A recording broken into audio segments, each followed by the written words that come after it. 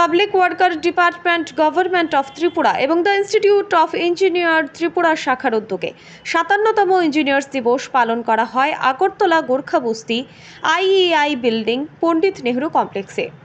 এই engineers day উপলক্ষে এক রক্তদান শিবিরের আয়োজন করে। উক্ত অনুষ্ঠানে উপস্থিত ছিলেন ত্রিপুরার মুখ্যমন্ত্রী professor doctor Manik Saha. Engineers ডেকে কেন্দ্র করে এই রক্তদান কর্মসূচি করায় মুখ্যমন্ত্রী রাজ্যের ইঞ্জিনিয়ার্সদের ভূয়সী প্রশংসা করেন।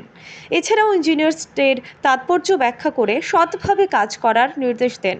তিনিও বলেন, কিছু সংখ্যক ইঞ্জিনিয়ার আছে যারা বাঁকা পথে উপার্জন করতে মাঝে মাঝে বিভ্রান্ত হয়, তাদেরকেও তিনি সতর্ক করেন। Bureau report, digital Tripura.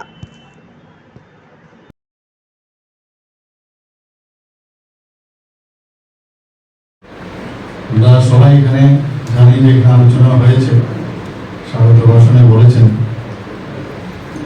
যে ভারতরত্ন স্যার এম বিশ্বরায়জি, ওনার যে জন্মদিন সেটাকে সামনে রেখে প্রতি বছর আজকের দিনে 15 সেপ্টেম্বরে এই ইঞ্জিনিয়ার্স ডে হিসাবে এখানে পালন করা হয়।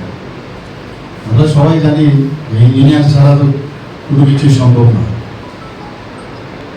যা দেখছি আমরা এখানে আজকে ইলেকট্রিক্যাল বলুন, সিভিল বলুন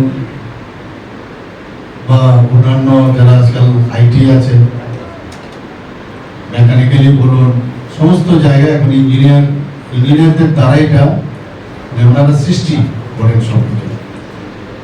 তো এইরকম একজন মহৎ ব্যক্তিকে সামনে রেখে ওনার জীবনে যদি আমরা দেখি, প্রচুর কাজ উনি করে গেছেন দেশকে নির্মাণ করার লক্ষ্যে। সেই উপলক্ষে আজকে এখানে ব্লাড ডোনেশন এখানে শিবির রাখা হয়েছে। আমরা সবাই জানি ব্লাড ইজ ভেরি ইম্পর্টেন্ট, এবং বিশেষ করে যারা মুমূর্ষু ব্যক্তি তাদের জন্য কিন্তু ব্লাড অত্যন্ত প্রয়োজন। শরীরের প্রতিটা সেল সেই ব্লাডের মাধ্যমে খাদ্যদ্রব্য বলুন, ভিটামিন বলুন, এসেনশিয়াল অ্যামাইনো অ্যাসিড বলুন, সব হরমোন সব কিছু কিন্তু ব্লাড দ্বারাই পৌঁছায়। কাজে ব্লাড যদি শরীরের মধ্যে দেখা যায় যে তার পরিমাণ কমে যায়, তাহলে কিন্তু সেই রোগীকে বাঁচানো যায় না। আমরা জানি থ্যালাসেমিয়া হোক, ক্যান্সার হোক বা অন্যান্য, আমরা যেমন বিশেষ করে যখন অস্ত্রোপচার করতে যাই, এখানে প্রসবকালীন সময়ে রোড ট্রাফিক অ্যাক্সিডেন্টে মানুষ যখন আঘাত নিয়ে হসপিটালে আসে, তখন কিন্তু ব্লাডের প্রয়োজন হয়। এই ব্লাড ব্যাংকে ব্লাড থাকতে হবে, দিস ভেরি ইম্পর্টেন্ট। তার মজুদ থাকতে হবে। এবং আমার আজকে খুব ভালো লাগছে, এখানে যাদেরকে আমি জিজ্ঞেস করলাম অলমোস্ট সবাই এখানে ইঞ্জিনিয়ার। আজকের দিনকে ওরা স্মরণ রাখার জন্য, সম্মান দেওয়ার জন্য আজকে ওনারা স্বতঃপ্রণোদিত হয়ে এখানে ব্লাড দিচ্ছে। আমরা জানি যে নেগেটিভ ব্লাডের সংখ্যা আমরা 50% পপুলেশন। এটা কিন্তু আমি এখানে আজকে যাদের আমি জিজ্ঞেস করলাম, কাউকে কিন্তু নেগেটিভ পেলাম না, সবাই পজিটিভ। 4 রকমের ব্লাড গ্রুপ আছে, কিন্তু তারপরও 4টা গ্রুপের আবার নেগেটিভ ব্লাড থাকে, অর্থাৎ 8 টাইপের আমাদের ব্লাড গ্রুপ আমাদের শরীরে থাকে। কাজে নেমে ঘুরে যখন নেগেটিভ ব্লাডের প্রয়োজন হয় পেশেন্টের জন্য, তার পেশেন্ট পার্টি ধরতে থাকে, ডাক্তারবাবুরা তো গেলে লিখে দেয় যে ব্লাড লাগবে, নিয়ে আসুন, এদিক সেদিক ধরতে থাকে। সেই কারণে আমাদের ডিপার্টমেন্টে, আমাদের স্বাস্থ্য দপ্তরের পক্ষ থেকে আমাদের সরকারের তরফ থেকে প্রায় এখানে 14টা ব্লাড ব্যাংক আছে সরকারি পর্যায়ে, 12টা সরকারি পর্যায়ে, 2টো বেসরকারি। এবং এখন এটা